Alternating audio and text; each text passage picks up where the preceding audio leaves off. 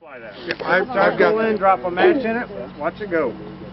And that's on the list. And we will send this,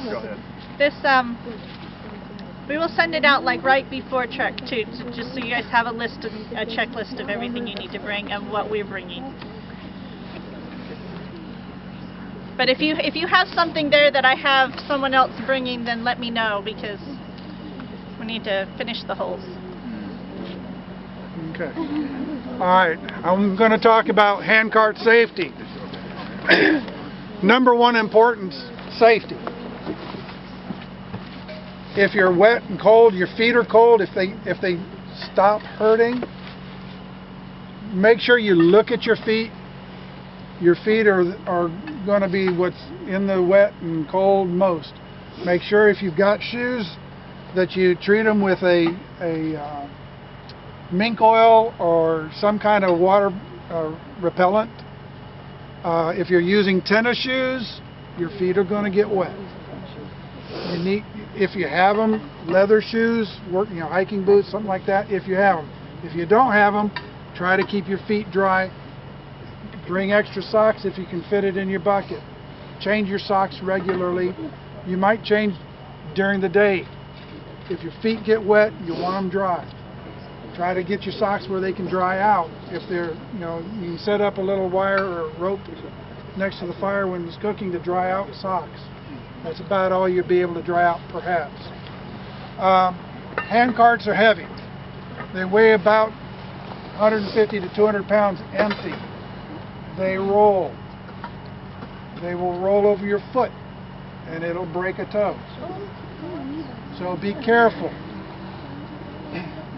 When you load it, you want most of your heavy weight, your Dutch oven, your bucket of water that's full of water, over the axle. The rest of your gear spread out. You want about 60% of your weight to the front toward the handrail, 40% to the back. That way you're not pushing it down, you're lifting it, and you're going to be pushing it forward. Well, you're talking about buckets. Are we supposed to provide our own buckets? Every kid have his own bucket with his stuff? That is correct. Yes. Each person has their own 5-gallon bucket, hopefully with a Gamma screw-on lid, which, you're going to break fingernails off, ladies, men, trying to pry the snap-on lids off in cold weather. That plastic gets hard, you're going to lose a fingernail, and then you're going to be kaput. Screw-on lid is the way to go. It seals it, and it'll keep it dry, and it unscrews easily, keeps it dry, screws back on. Easy to get on and off. There are tools that you can use to pry the lids off that they sell, but it's cheaper just to get the screw-on lid. When you're on unlevel ground, have the handrails going downhill. The 2x will dig into the ground and help it, prevent it from rolling. Chalk the wheels. Look for rocks, limbs that you can use to chalk the wheel. You're going to have a bow saw, guys. What does chalk the wheel mean? You want something preferably triangular in shape, can be round, and put it on the downhill side of the wheel and jam it in right in there so that it won't roll downhill. Because the last thing you want to do is somebody bump it, and if it's on a slope, start rolling when somebody's in the way. It rolls, make an impression on you. Be careful with your bow saws. They should have a safety guard on them.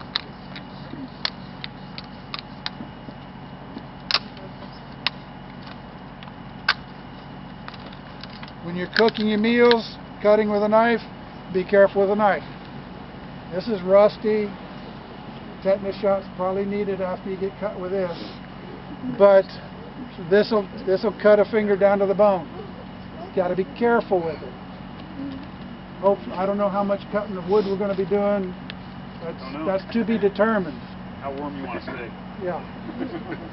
So firewood keeps you warm at least twice. Once when you cut it and once when you burn it. You're going to have a propane lantern. They are hot. You'll be using it. You'll have 3 cans, 1 can basically a night. I recommend you not run it on full blast except for when you need it, and then cut it back to lower amount of fuel consumption to preserve your fuel. Because if it's real cold, it's not going to vaporize and burn it all. So you may be in the dark even though you have fuel in the can. Let it cool off before you pack it back up. They're glass, they break easily. Your mantles inside are ash once they have been lit and they're used. You jar this, you drop it, you're going to break your mantles, you're going to have to put new mantles on. You're going to have some spares, but treat this like a crate of eggs.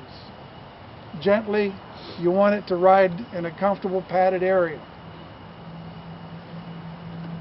You're going to have hot water. Your food's going to be hot when it comes out. We're going to be getting lunch in just a little while. It's hot. It's 300, 350 degrees. By the time it's served, it's probably going to be 200 degrees. Don't burn your mouth. It hurts. So just be careful. A lot of weight. Any questions? Make sure your fingers, if it's really cold, make sure you got circulation, dry gloves. If your gloves are wet, take them off, put them inside your jacket, put them in your armpit, keep them warm.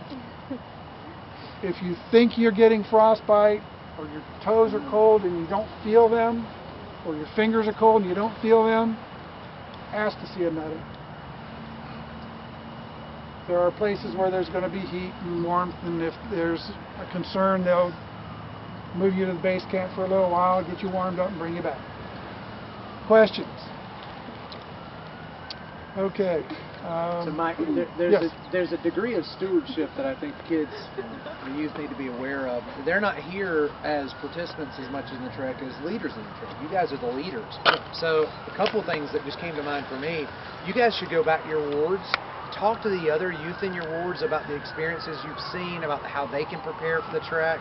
And then when you're on the trek, you guys are the leaders of your families. The adults here are not here to lead your families. We're here just to keep you safe and be there if you want a sounding board. But you guys are the leaders of the trek, and so it will be as you make it.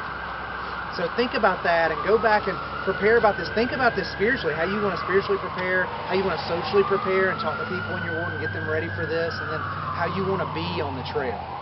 You can be a lifter or you can be a leaner. That's your choice. I think the Ma and Pa, Suzanne's going to talk about that in the groups. We'll be talking about that inside in the primary and the nursery at more length. Right now, we're on schedule to prepare to go in and eat. In fact, yeah, if everybody wants to come over here, I want to show you the now, kind of like a cooking show. You saw me putting it all together, now here's what you want.